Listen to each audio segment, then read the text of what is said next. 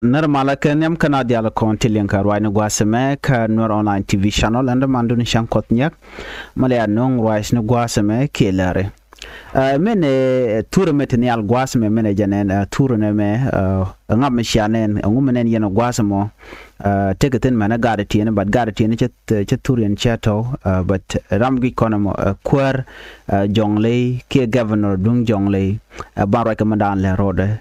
ban right ke men le rode gwat me ke kwi gana tiene nyok be nong mana le rode ba dor shal ke me bor ke lerm jidin me pay ben ke kwi bon man shal ke red bell group right now la chala do ken gor ken ode ken they can board they can you had match and time security force shall kan ngwa ban jelin ka jalere mene kan kono ni please go no jin bi channel bi support committee ka ler mi break gwas me be shamala shibekaji ka pass ko gor kon bu kon diale ban ka linka lodien re ler kan me te jojo gwan wone ne shirmnen kono me governor dung jonglei state Dr. Guy Cook jen shagat tishop ko bakel tisha page ne kamandangro tijal ka duop jaga kam great people administrative area ship administrator gola boyo gola tour jana gwasme jana mone chaja kam gada toni no gadang bakel gola boyo gola jen la ramdala administrator re wiji chalka me great people administrative area jen she weather mom shall ke borne en wudamene she we could Dr. Guy Cook chen me chana nen ka kor ninten paiwe no cha lor ka lor medit long Angola she Dr. Guy Cook cha lor long ka lor medit and then ka kor shu ka rach ko te ka jen der ku ko la ta gwasmene no ka jo mu chalat gwasm ben yo ye kel chalad no ne she Dr. Guy Cook, the young governor of Jonglei State, wacha gadang bakel te cha pech ka mandangro to rueni wa ruet kan mandangro to chaka kam querian ki querana cap great people administrative area gola boyo gola gwad mi cha dol cha dol tere we ka Jonglei State and dol moni che te nin dang jok. Okay, nin dang jok to take a dolka ka kwi insecurity and to walk kam Jonglei State can a great people administrative area. Re dolka namo chikaraja long chi Dr. Guy Cook chagat to gadang bakela to chagatup kan gadang bakela to ka gad wa page ka great people administrative area gwa michala do chilo nwer use kilonwer community mentere wikurur county chicken gate chicken ko nang ka murle ke chicken ka abducted ka gwazedan chicken ka nyokom lui kan ka murle community no chala do ne cha gato cha ka tup ka kwi malka you know kan ne dang bakalati wa ka gate cha nang ka gwazedan wado budana tup ka gad ke je kwi malka no wa kane te batu shal ke grade people administrative area te ka gad batu chicken ka toba ti cha kam kwer Dr. Guy Cook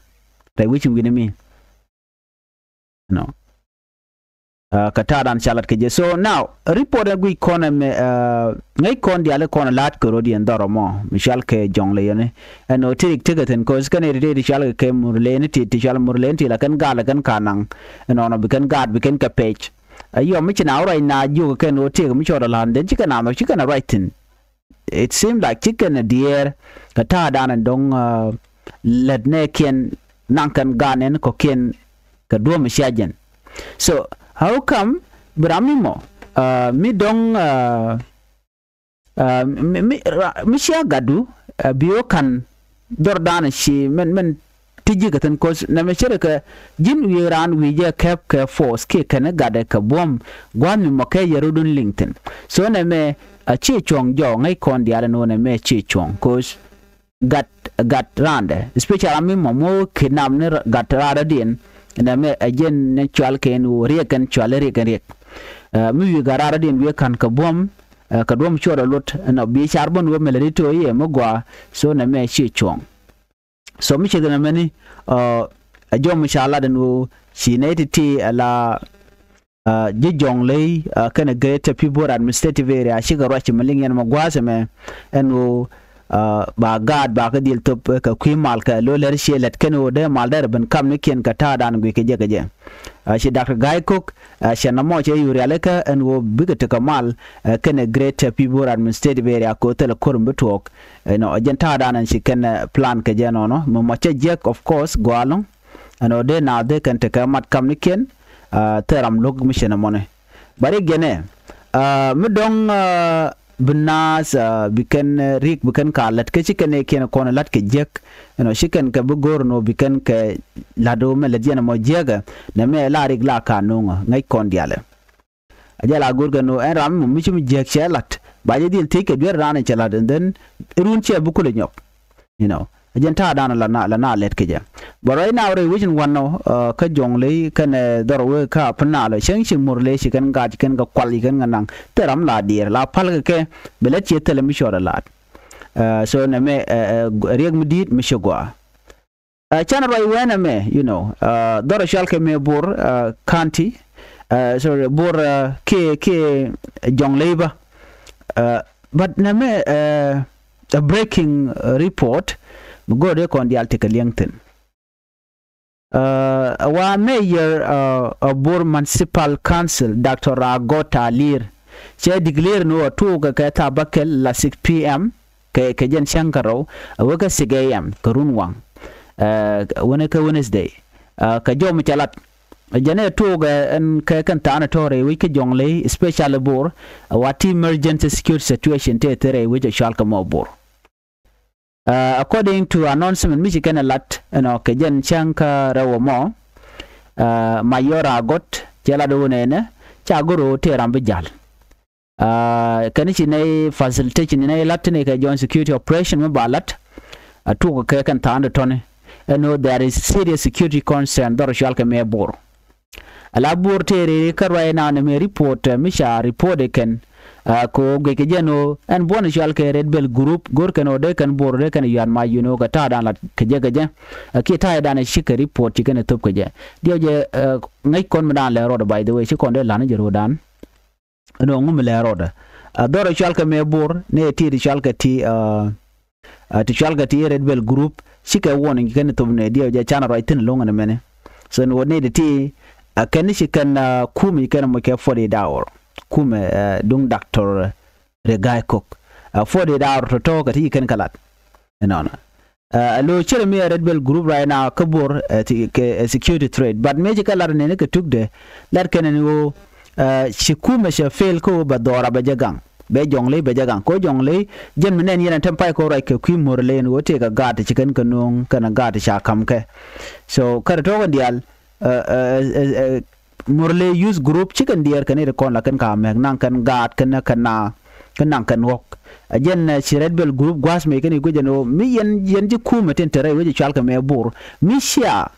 yen pan kun mi sha ne bi begang sha community da sha je begang so what remain ko ma bne ne ko bne ka gang so ne mi lat kan long men me shi kan chulado bne wur dor shal ka me bur Dr. Alier kaje report ko on linga Red Bell group shika resident kene content when mo kene jogono aran tere duele menemi shimal cheben aran tere duele aran chibarar non ko onteme gorne no en rammo tere bor mo bedil baro dilin kane kaje security ko barik te tuokti ba kula kapchong so tel gwan benerik bene kapchong gaje katan lat dan lat kene je kos kene teme chirek cha tuo long ko dong ne ti chicken we chicken jago dong de kan we de kan mak ndor shal me bor so chi jewech ki kwar to igen ila no bor mo poinde teram gor no bi jalto ka tabakel wona ka tabak ala tabakel tiang wa tabakel kurunwa no kan go ne no teram bi jal re reak chana jugo please remain in your home ramatika motorcycle ramatika rickshaw la ba jay ram tika boda ne titi ka ci jalla to ka ta baka la 6 pm to ga jan chan ndang ra de jame amani mi aki wona ka chan ndang ra bakkel no ala wala chala no te ram gor ken obijal so na me mediten but ken ka la ra continue dong da to kon wala but still what is security threat taken cha citizen jogo no kwa complied with this and will be a ruling ka kume ka jen ku emergency kana mene tine juje no de kana mute gare mu ci tok de kana jaga motor long chen kina ci garo alde jamala kap ko chung ka ta dan lat kene je but kana ti shalga ti iji security doro shalka me bor kan kana la no mi ko la ku red bell group ki ku ka but chicken to me jeno chine gorno te ram mo bijal. So declaration be after Red Bell group chicken order chicken top and ka kortane the gen one you the badak ala 40 hour de kon la chira nindangro de ti chine gorno we are expecting a response statement me de mega Dr. Guy ko la kwara nan kep jongle da we ka ko chikala do di right now chine ngaje no ne ko chaka gang liu ne ko tetka SSPDF so gone yo de ne ya na me de ne goro bine ngache no why ngu mi sha ne ko chaka gang ka je so na me le rode re wichi gine mi mo gode en dial tika ngache kama dana le rode ko tindial ko la rin gwas me tandi la ga te Tandian, you know, larga ke ka do mi dong changaj boken because some people like na gwe no mi bina ki mi ana na china dia right but na me wrong mi na mi shina la na right cha go ni no be bana silent so you which gwa the mo bina yo mi cha na ga yo teram be dear balar je be security be nyoko mo gwaye telerek you know to dialti ga de latke